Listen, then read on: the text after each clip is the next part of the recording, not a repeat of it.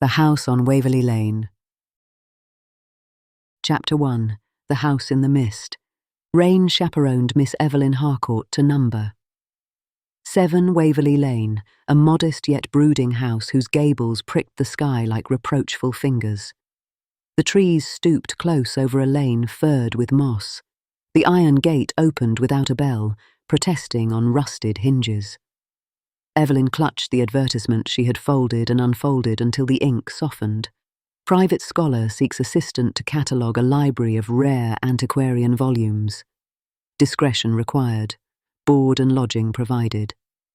Mrs. Bristow, a precise housekeeper with ironed aprons and iron opinions, received her. "You're Miss Harcourt. The master values punctuality and quiet. The library is that way. Supper at 7. Within the house, the smell of wax and older grief lingered. Portraits observed her with the glazed intensity that attends dust. Mr. Nathaniel Ashcombe, long reputed society's most eligible bachelor, and for some years its most complete recluse, greeted her in a study whose lamps were few and books many. He was younger than she expected, yet austerity had predated age upon his face. A strand of premature silver marked each temple. "You have experience," he said, not so much asking as requiring truth. "In Bath I tended a lending library," Evelyn replied, "and can read Latin and French, Greek poorly." "That will do." He set a small brass key in her hand. "The library has not been tended in years. Handle the folios like memory." She thanked him, and leaving glimpsed an open piano in the next room, its keys the colour of old teeth. A single sheet of music lay upon the stand, curling as if with a long-held breath. In the morning the east wing door yielded to the key with a sigh. The library stretched tall and noble beneath a veiled light, 2 tiers of shelves connected by an iron gallery. Ivy muffled the windows, and dust had christened every surface. She set to work, lifting, dusting, noting title, date, binding, condition, until the hush of pages became companionable. A serpent-handled door in the far wall was locked. Mrs. Bristow, questioned at supper, said only, "North wing, shut 15 years. Best let be." Her eyes travelled to the ceiling as if the ceiling stored replies. That night, wind paced the gutters. Somewhere in the house a piano attempted an air and faltered. Evelyn lay wakeful and thought that grief has a sound when it passes through wood. Days settled into a liturgy, cataloguing by lantern, careful mending at the long table, brief reports left at Mr. Ashcombe's desk. He remained courteous but distant, yet twice steadied the ladder when she climbed the gallery, and once his hand brushed hers, an accidental flame she pretended not to feel. While replacing a sheaf of pamphlets, she found a portfolio of sketches, landscapes, faces, and a portrait so tender it felt alive.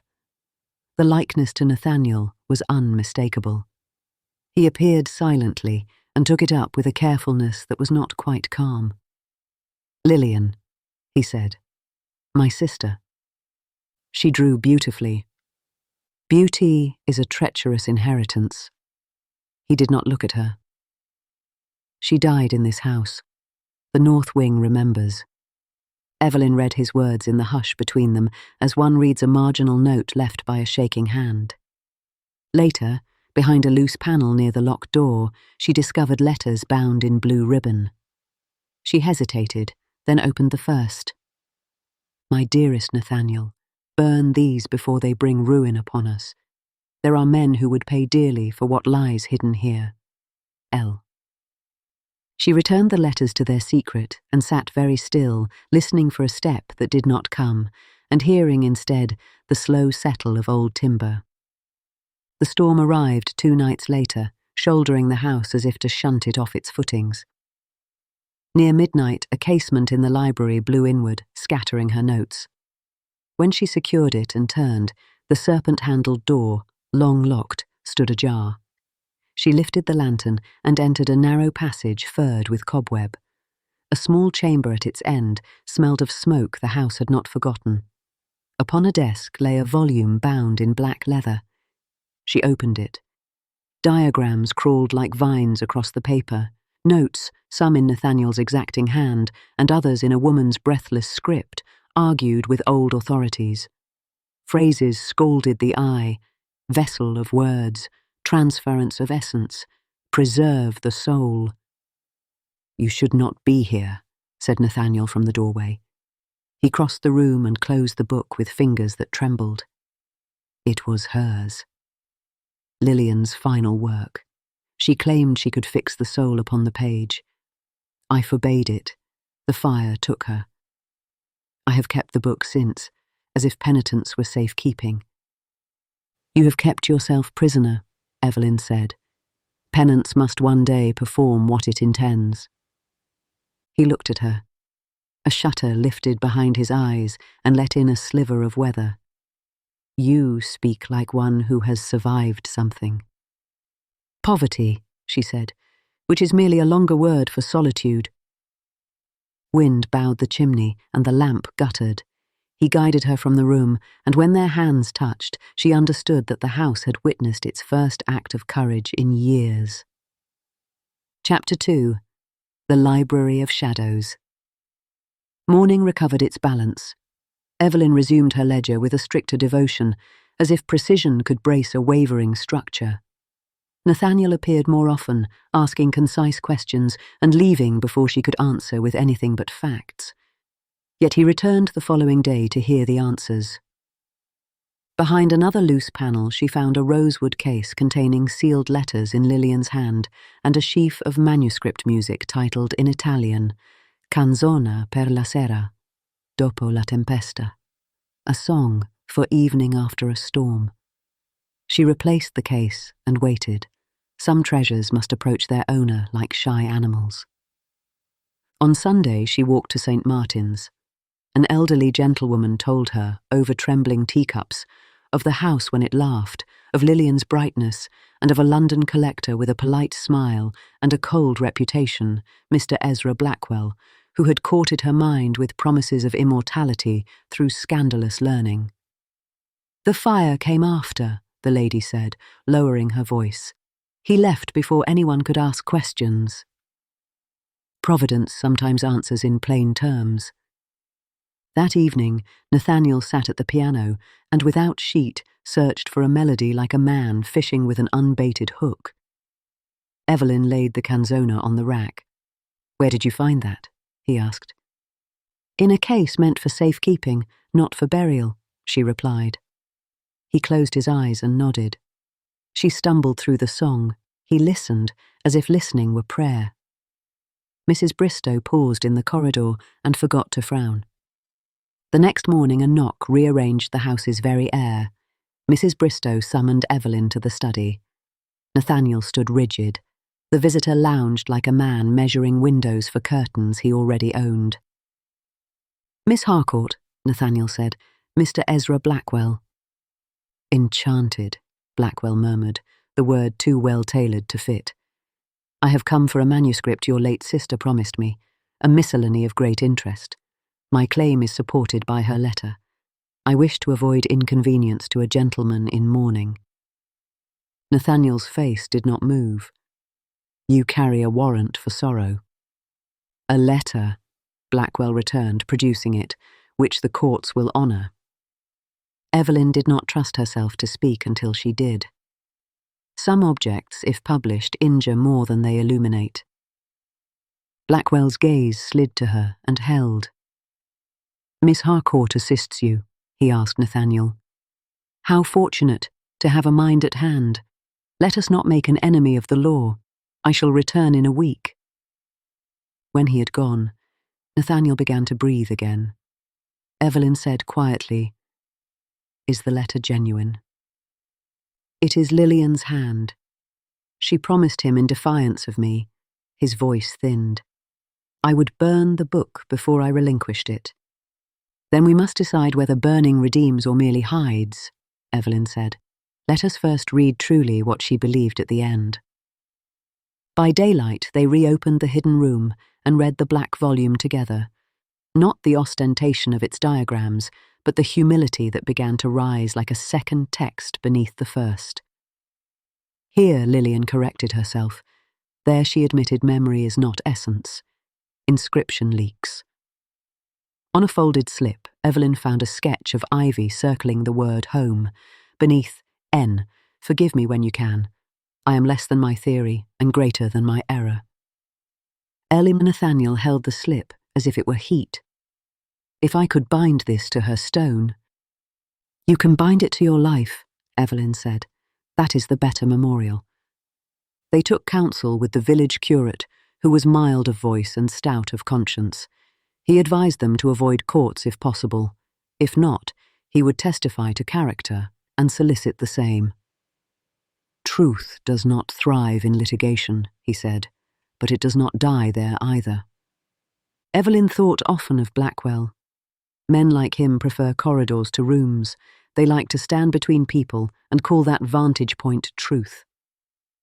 The house grew watchful. On the third night, a low noise threaded the serpent passage, a careful, patient tread. She signalled to Nathaniel. They entered with one small lantern. A lamp burned within which none of them had lit. The desk stood bare. The book was gone. He has a key, she whispered. Or someone's price, he said. We have been honourable, now we must be shrewd. There is a gardener's house near the north wall, he added, dry wood box. If he wants to travel unobserved, he will cache the book and collect it later. They took different routes through frost and hush. Evelyn slipped along the orchard. Nathaniel went by the wall. In the gardener's house, inside the wood box like a stage prop awaiting its cue, lay the book. Vanity, she thought. He plans to burn what he cannot keep. They recovered it and returned separately. A shadow detached from the outbuilding and moved toward the gate with a gait that prosecuted rather than ran. Blackwell would come later, armed with rage shaped to argument. In the library, Nathaniel kindled the fire. He stood with the book as if it were a life and not a thing. Once, he said, I kept it because I imagined it, the last of her. Now I know better. He opened to the page with the ivy and the word home. Will you stand with me? He asked. I will. They held the book to the flames. Paper puckered, ink lifted. The room exhaled something it had hoarded 15 years. Blackwell appeared in the doorway precisely as ash became air. You will pay for that, he said, voice low and exact. I will, Nathaniel answered, if it purchases peace. Blackwell smiled without warmth. The law trades in other currencies. He bowed to Evelyn, a calculation, and withdrew. The house stood straighter in its frame. Mrs. Bristow, roused by the inner barometer that wakes old servants at moral weather, met them on the stair with a candle held like a blessing. Broth on the hob, she said, and went to her kitchen, which was how she prayed. Chapter 3. The Fire and the Dawn. A solicitor's letter arrived. Smooth ink, rough intent. It alleged breach of contract, destruction of property, and threatened publication of Lillian's compromising letter. Nathaniel read it with an austerity that was not indifference, but self-command. Evelyn read it and felt fear break like a fever. She drafted a reply. Sir, the document your client covets no longer exists. Its destruction was an act of piety toward truth and the dead. Should you persist, we will publish manuscript evidence of Miss Ashcombe's repentance and of your client's importunity, and call upon clergy and neighbours to testify to character. We do not seek quarrel, but we are not disarmed. E. Harcourt, for Mr. Ashcombe. Nathaniel read her letter twice. When winter began, he said, I had a house and no honour I could perceive. Now I have a friend who writes like this. She met his eyes. The word friend hovered and altered. More than a friend, he said very gently, if you permit it. Her answer was a small, exact nod that altered the architecture of both their futures. The solicitor retreated behind a negotiation. No suit if Mr. Ashcombe would issue a letter of apology for delay and pay a modest sum for Mr. Blackwell's expenses. Nathaniel sent the sum, buying not silence but the end of harassment, and a letter that apologised for nothing but time itself. Blackwell departed Yorkshire for the continent, where men seldom know one another long enough to prize or punish. Mrs. Bristow, sensing that houses recover best when treated as houses, established rules: no solitary suppers, windows opened on forgiving days, the piano tolerated in the evening. The ivy was trimmed from invasion to ornament. The library, catalogued and polished, showed its bones like architecture freed of scaffold. Each Friday, Evelyn read aloud a passage, a page from Pliny, a stanza of Dante, a homely letter tucked in a psalter, while Nathaniel listened with head bowed, sometimes interrupting to ask for a phrase again, sometimes rising to the piano to answer reading with music. The canzone per la sera became a liturgy that dismissed the day without denying it. On a noon when frost shrank to the shadowed side of stones, they walked to the small Ashcombe plot and laid primroses on Lillian's grave. "Your better self is remembered," Evelyn said under her breath. And later she placed the returned sketch, ivy and the word home, sent anonymously by a York stationer with a note that its depositor had gone abroad, in a plain frame upon the library mantel. "Play with the windows open," she told Nathaniel that afternoon. "Let the lane hear it. Houses are braver when the world hears them breathe." He did. The curate paused on the path and gave thanks without words. Mrs. Bristow stood in a shaft of light and decided not to comment. The gardener, not the thief, leaned on his spade and listened. A fox considered hens less urgently. Evelyn continued the catalogue, treasures marked and mended, a ledger thickening like proof. She moved busts and rugs with a domestic tyranny she pretended to apologise for. Nathaniel submitted, observing dryly that she was authoritarian in the service of lungs. Evening brought soup and reading. Some nights brought the old dream that woke Nathaniel with Lillian's name on his lips. Evelyn laid her hand upon his heart, a steadying she would never record anywhere but in memory, and his breathing settled. The village grew used to their reappearances. Rumour, that capable author, revised its own inaccurate proofs. Folk said the master had been wronged and righted, that Miss Lillian had been brilliant and too young, that Miss Harcourt had brought a melody to the hall and tea to Mrs. Bristow in the afternoons, which last, being universally interpretable as virtue, made everything else easier to believe. In April a parcel arrived. The original sketch returned with clerkly courtesy. "He is gone," Nathaniel said softly. "Good," Evelyn replied, discovering that the opposite of hatred was not forgiveness, but indifference, and finding it agreeable. That evening he asked, standing awkwardly before the mantel as if it were a tribunal, "Evelyn, will you remain?" Not as librarian only. She had rehearsed a speech. It fled when needed. "Yes," she said, and found that brevity is sometimes the right style for love. They married at St. Martin's without parade. The curate, surprised by how much he felt, spoke gently. The village produced cake as if the sacrament required currants. Mrs. Bristow presided over congratulations as over linens. The rook objected from the yew, but had fields to visit. Back at Waverly Lane, Nathaniel carried no one over any threshold. They walked in together. It suited both the house and the marriage to proceed on foot. Chapter 4. Spring on Waverly Lane. No life exempts itself from weather. Rain still rehearsed old grievances against the windows in March.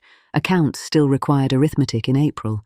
A pane cracked, a pipe failed, a paragraph would not mend. But the balance altered from endurance to habitation.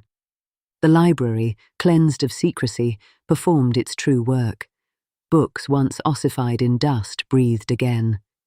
Evelyn finished the catalogue and began the Index of Wonders, the map with the laughing sea monster, the Ashcombe Women's Devotional annotated in 3 inks, the constellation atlas from which some love-struck heir had clipped Orion for a valentine, The Dante with a marginal note, she forgives even here, which might have been Lillian's and might have been another woman's, separated by centuries but not by hope.